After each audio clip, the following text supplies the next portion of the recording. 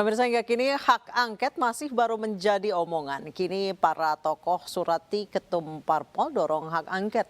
Dan untuk membahas informasi selengkapnya kami telah terhubung dengan aktivis HAM Haris Azhar, Komisioner KPK 2015-2019 Saud Situmorang, dan pengamat politik Adi Praitno. Selamat malam Bapak-Bapak. Malam. Baik, saya ke Mas Haris Azhar lebih dahulu. Mas Haris, seberapa kuat menurut Anda ini desakan ini bisa menggoyahkan atau bisa menyulitkan para ketum partai untuk mendesak hak angket? Wah, ini sangat menggetarkan sekali. Enggak, saya bercanda. Begini, menurut saya ini tanggung jawab sosial kami. Sebetulnya lebih dari 50 orang yang masih ingin turut serta, tapi karena soal waktu, jadi akhirnya pas 50 orang sebetulnya ketika deadline kemarin hari Jumat saya tetapkan untuk diputuskan untuk dikirim. Urgensinya menurut saya sebagaimana yang kita sampaikan di surat itu, ada situasi yang sebenarnya memenuhi syarat ya, di mana yang menjadi kewenangan dari DPR untuk melakukan hak angket jika ada situasi nasional yang strategis dan lain-lain. Saya pikir persoalan pemilu yang baru berlangsung itu menggambarkan betapa munculnya berbagai macam dugaan kecurangan, kekacauan, ketidakbenahan sistem indeks yang tiba-tiba hilang meskipun itu hanya visualnya saja. Tapi berbagai hal itu menunjukkan ada berbagai hal yang penting untuk diperiksa lebih jauh. Kami tidak mempermasalahkan nomor 1, 2, dan 3, kami mempermasalahkan soal negara, dalam hal ini adalah pemerintah yang dipimpin oleh Presiden Joko Widodo, yang menunjukkan keberpihakan, menunjukkan ketidaksiapan, menunjukkan berbagai macam dugaan kecurangan yang penting untuk diperiksa lebih lanjut secara strategis di DPR. Baik. Nah, kami melihat sejumlah koalisi ya atau partai-partai, kami tidak mengirim ke semua partai, kami hanya mengirim ke partai-partai yang ada di nomor 1 dan 3, karena kami melihat mereka secara kuantitatif jumlahnya mumpuni untuk menginisiasi soal hak angket. Yang kedua, mereka yang paling terdampak meskipun juga dugaan kecurangan itu juga ditemukan atau menguntungkan pihak nomor koalisi atau calon nomor 1 dan juga nomor 3. Nah, kalau misalnya partai-partai politik tidak bersedia menindaklanjuti hal yang simpel lewat mekanisme hak angket ini, saya menganggap bahwa ini politik dagang sapi yang sering orang katakan, politik transaksional, sebagaimana yang sudah juga mulai menjadi diskursus di publik bahwa partai A, partai B, partai C sudah ditawari, sudah melirik-lirik, sudah ada pertemuan. Saya pikir itu mengkhianati rasa kejujuran atau keinginan publik adanya fair play. Baik, saya mungkin sebegitu dulu. Baik, saya ke Pak Saud. Pak Saud tadi membahas soal, tadi Mas Haris sempat mengatakan soal politik dagang sapi. Seberapa kuat kalau menurut Anda politik dagang sapi yang saat ini tengah terjadi? Hingga pembicaraan soal hak angket ini kok kayak lambat banget gitu? Ya, kalau kita mau kembali ke kajian kita sejak tahun 2012, KPK itu kan memiliki satu program yang kita sebut PCB ya, politik cerdas berintegritas. Dari tahun 2012 tuh itu punya sampai tahun 2020 lah katakan. Itu tahapan-tahapannya itu ada beberapa yang dikaji mengenai sistem partai politik, terus kemudian bagaimana pilkada, bagaimana undang-undang parpol, integritas parpol, terus kemudian sistem pemilu dan seterusnya, kajian pembenahan sistem pilkada dan pilpres, pileg dan seterusnya. Kan itu dimulai tahun 2012. Jadi kalau kita mau kembali ke debat 1, 2, 3, 4, 5 kemarin, itu kan semua yang dibicarakan itu sebenarnya kan persoalan korupsi semua itu. Iya. Nah, jadi artinya kenapa kita pada saat ini concern untuk kemudian membersihkan hal-hal katakanlah quote and quote politik yang sangat carut marut dengan kecurangan ini, Ya, supaya kita bisa menghasilkan apa yang kita sebut sebagai politik yang benar-benar tidak ada transaksional, dan oleh sebab itu karena memang legislatif oke, di DPR itu sisinya lain lagi maksud saya kebanding pada Pilpres. Nah, Pilpres ini kan akan menentukan seperti apa sebenarnya perjalanan bangsa kita ke depan. Nah, kalau kemudian kita diam saja, itu udah sesuatu yang saya pikir 15 tahun ke depan ada ketidakpastian cukup tinggi, karena memang dari awal penentuannya sudah penuh dengan proses-proses katakanlah kecurangan dan seterusnya. Jadi kalau kemudian nanti ini ada dinamika, saya pikir itu sesuatu yang biasa. Cuman saya beberapa tempat mengatakan kita perlu masuk ke detail-detailnya. Jadi kami juga Maksudnya nanti detailnya boleh jelaskan sedikit, Pak Saud? bagaimana? Soal detailnya itu mengenai apa? Boleh dijelaskan sedikit saja, intinya saja. Ya, dia paling tidak kita harus melihat berapa jumlah. Tadi kan ada 5 yang disampaikan Haris tadi, ada 5 yang kita surati. Iya. Paling enggak untuk sementara mereka yang kita harapkan bisa mendelegasikan yang kita maksudkan di dalam surat kita, untuk kemudian semua perwakilan mereka di parlemen bisa menjalankan apa yang kita maksud, politik yang bersih dan kemudian membereskan hal-hal yang tidak jelas, apakah itu dari sisi angka baik sebelum, sesudah, dan pelaksanaan pemilu itu sendiri. Jadi detail-detail itu banyak diantaranya ya menjaga suara-suara mereka, karena kemarin kan saya juga ditertawain oleh beberapa orang.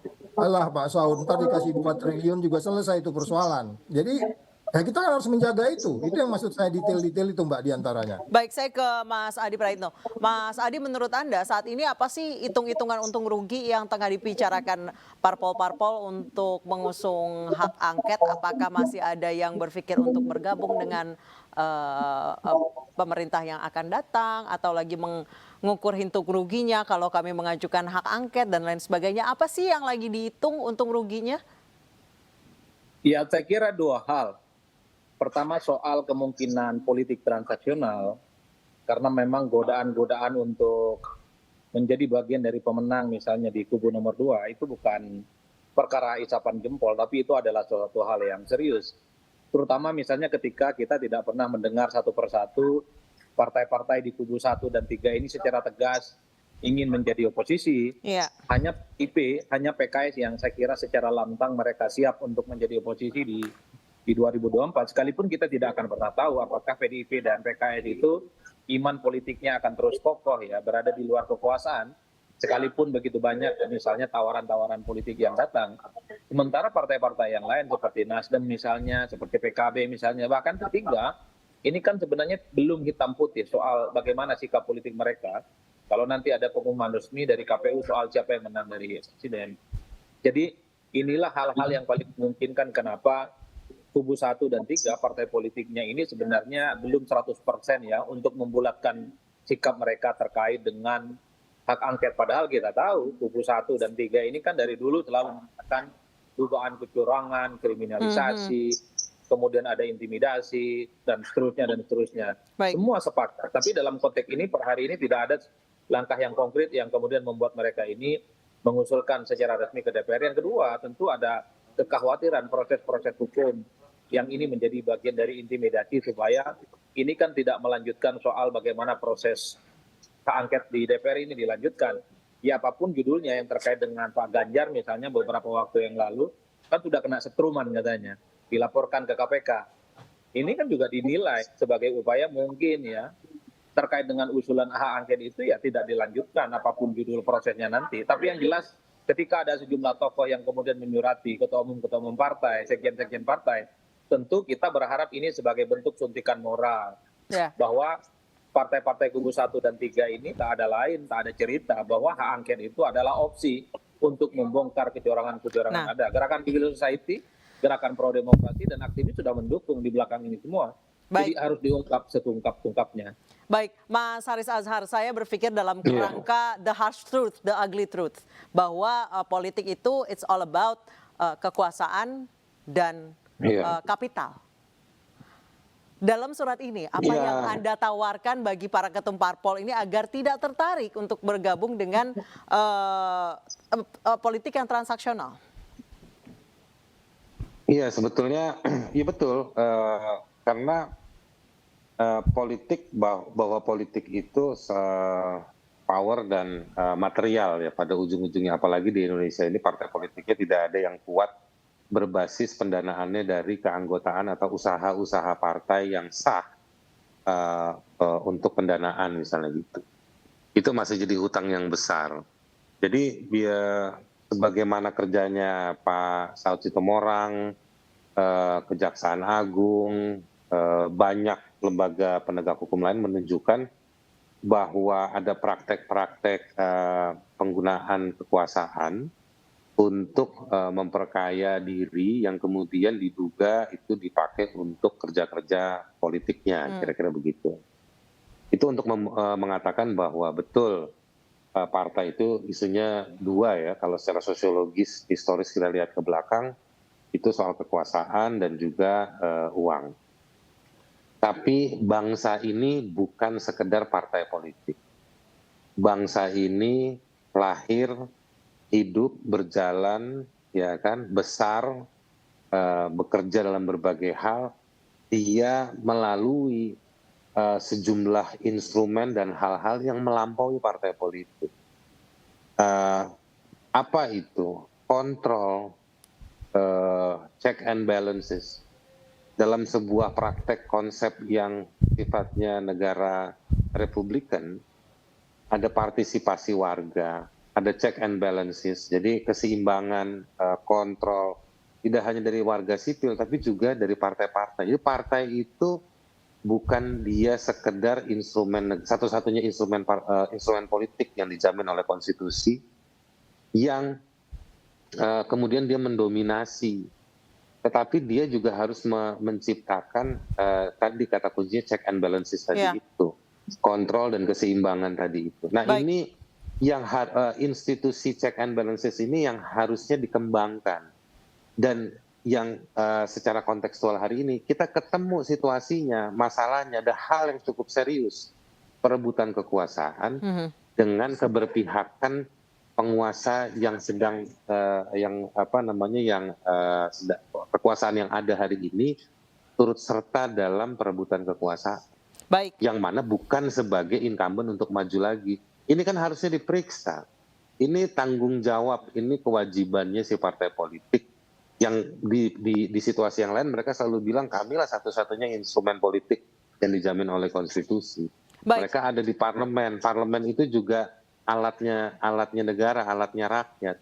Maka mereka harus mau, dan apalagi mereka menjadi, sebetulnya kita mau bilang mereka menjadi korban. Mungkin dalam waktu dekat mereka tidak, kalau mereka ikut dalam rangkaian mendorong hak angket, mungkin mereka tidak akan diajak dalam lingkaran kekuasaan ke depan. Nah itu dia. Akan tetapi di waktu yang lebih lama lagi, mereka berkontribusi, mereka akan dicatat oleh sejarah sebagai bagian dari pihak yang mempertahankan kewarasan di negeri ini. Baik, Mas Haris, Pak Saud, Mas Adi, seberapa besar, seberapa yakin ke-50 tokoh ini akan integritas para ketum-ketum partai yang Anda surati? Kita akan bahas usai jeda. Tetap bersama kami di iNewsroom. Kami lanjutkan dialog saya ke Pak Saud Sitomorang. Pak Saud, seberapa yakin Anda bersama 50 tokoh yang lain akan integritas dari ketum parpol yang Anda surati ini? Ya tentu kita harus punya keyakinan karena memang maksud kita kan menciptakan politik yang kita sebut tadi itu kita impikan sejak 2012 ya, itu lebih 12 tahun yang lalu, bahwa bagaimana politik bisa kita jalankan sesuai dengan prinsip-prinsip yang nilai yang dibangun tentang bagaimana menjalankan demokrasi. Nah tentu kita harus optimis, oleh sebab itulah kita buat surat ini. Kalau kita skeptis juga surat ini nggak kita buat gitu. Persoalannya kembali lagi agak sulit kalau kita masuk ke detail-detailnya untuk menjaga orang di sana untuk tidak merubah jalan pikirannya seperti apa yang dia kemukakan di publik. Kan itu persoalan utama kita saat ini. Jadi ucapan, pikiran, dan tindakan kan tidak sejalan. Ya nanti kalaupun itu terjadi ya, makanya tadi di salah satu stasiun TV saya juga hanya mengatakan sudi apalah kiranya gitu. Kalimat itu, kalau boleh diganti kalimat depannya gitu, sudi apalah kiranya melihat kondisi kita, bangsa kita, untuk perhitungan bagaimana sebenarnya pertumbuhan demokrasi, HAM, ekonomi dan seterusnya pada 10 tahun ke depan, sehingga kita berharap kita menjaga ini juga. Tentu tadi juga pagi ada yang bertanya udah sejauh apa respon kelima partai yang kita kirimin itu, ya include di dalamnya tentu kita menjaga mereka untuk kemudian mereka firm pada prinsip pada ADRT mereka. Yang kita surat ini kan semua sejalan dengan ADRT mereka semua sebenarnya. Ya itu Mbak. Baik, saya ke Mas Adi. Mas Adi, kalau Anda bisa menghitung hari ataupun menghitung minggu, kapan kira-kira suara ini semuanya solid untuk akhirnya mendukung, atau mungkin mereka berani jantal mengakui mereka tidak jadi mengajukan hak angket? Saya kira memang paling akhir itu Maret lah ya. Kenapa? Karena bagi saya prakondisi untuk mengajukan hak angket ke DPR ini kan sudah solid ya. Kita bisa bayangkan partai-partai nomor 3 itu kan sudah menyatakan solid dan kuat untuk melakukan bagaimana mereka serius untuk menggulirkan ini hak angket di DPR. Begitupun dengan partai-partai kubu nomor 3, beberapa waktu yang lalu sekjennya menyatakan siap ya untuk menseriusi bahwa hak angket itu adalah suatu hal yang akan mereka mainkan di DPR. Tapi per hari ini ya publik tentu menagih. Makanya tadi saya bilang dengan adanya 50 tokoh yang menyurati parpol-parpol 1 dan 3 ini menjadi suntikan moral, suntikan semangat sebenarnya bahwa partai-partai yang menuduh bahwa pemilu di 2024 ini ada kecurangan, ada intimidasi, ada penggelembungan dan seterusnya bisa diungkap. Bagi saya sudah cukup elit-elit itu kelihatannya cukup galak bicara tentang kecurangan di 2024. Partai-partai ini bagi saya sudah cukup menggenapi dan meyakini kita-kita semua bahwa di 2004 ini ada upaya-upaya misalnya tindakan-tindakan diskriminatif kepada paslon tertentu dan menguntungkan calon yang lain. Yang paling banyak ditunggu itu adalah kapan ini didaftarkan ke DPR. Secara administratif usulan hak angket kan nggak sulit sebenarnya. Hanya 25 anggota dewan, 2 fraksi, apa sulitnya? Iya. Bagi saya ini gampang, remeh-temeh, sepele. Itulah yang sebenarnya menurut saya kalau memang elit-elit partai ini cukup solid dengan pilihan politik mereka, mestinya persoalan hak angket ini nggak lama. Saya membayangkan akhir bulan ini, bulan Maret, sekalipun kondisinya bulan puasa, hak angket ini sudah mulai diusulkan di DPR. Itulah satu-satunya cara bagi kita semua untuk menilai bahwa hak angket ini serius.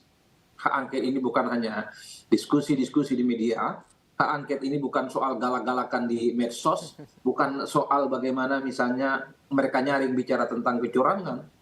Oleh karena itu, ketika proses politik ini tidak bisa diungkap melalui Bawaslu ataupun tidak bisa diungkap melalui Mahkamah Konstitusi, satu-satunya cara untuk mengungkap ini semua adalah hak angket yang saya kira ini akan mencakup banyak hal, terutama pihak-pihak yang terindikasi bermain secara politik, dia vulgar, memenangkan salah satu calon dan merugikan pihak yang lainnya. Hanya itu yang paling mungkin bisa kita tunggu, Mbak. Tanpa itu semua ya publik akan menilai bahwa ya ini hanya sebatas omong-omong dan hanya sebatas alat bergen politik kepada mereka yang sebenarnya punya intensi untuk menjadi bagian dari kekuasaan yang menang nantinya. Baik, saya terakhir ke Pak Saud. Pak Saud, boleh kata-kata pamungkasnya mungkin kalimat Anda meminta tolong kepada ketum partai ini untuk menyelamatkan demokrasi Indonesia 10 sampai 15 tahun ke depan. Ya, mari kita melihat bahwa persoalan kita sekarang ini kan saya berulang, persoalan utama kita itu tetap isunya korupsi. Jadi please, with all due respect, sudi apalah kiranya pimpinan partai melihat Indonesia ke depan. Saya berharap marilah sekali lagi kita zero setting semuanya. Jangan pernah takut dengan strum-strum itu, ignore saja. Jangan takut sama ancaman-ancaman sprindik ya. Iya kan, di-ignore saja strum itu, fokus saja pada upaya angket ini untuk kemudian kita bisa melihat sebuah naskah akademik yang kuat, bukan kita benci kepada pemenang, tapi memang ada proses pelaksanaan pemilu yang dilakukan tidak sesuai dengan bahkan undang-undangnya yang kita miliki sama sekali. Itu Mbak. Baik terakhir mungkin Mas Aris singkat saja. Kata-kata Anda agar mereka, partai-partai yang akan mengajukan hak angket ini tidak takut dengan ancaman-ancaman kriminalisasi. Saya pikir untuk menyelamatkan demokrasi dan bangsa ini ke depan, kita harus melampaui rasa sakit. Kita harus berani melampaui rasa sakit. Apalagi ada hak asasi, hak politik rakyat yang meskipun mereka tidak berteriak, mereka mungkin takut disetrum, tapi bahwa peristiwanya, dugaan-dugaan kejahatan dan kecurangan itu nyata. Sebagai kelompok elit politik, partai-partai politik, para pimpinannya, orang-orang yang ada di DPR, harusnya berani. Kalau mereka takut, maka mereka sedang menunjukkan bahwa mereka tidak beda dengan rakyat yang sedang mengalami kebingungan, ketidaktahuan, atau mungkin ketakutan. Baik. Tapi sebagai kelas menengah politik yang diuntungkan, difasilitasi, mereka harus melampaui rasa sakit tadi itu untuk melindungi hak politik Betul. Baik. warga pada banyak. Baik, Kira-kira terima kasih. Baik, terima kasih Mas Haris, terima kasih Pak Saud, terima kasih Mas Adi Praitno telah bergabung bersama kami Sama-sama. di Newsroom. Selamat malam, sehat selalu.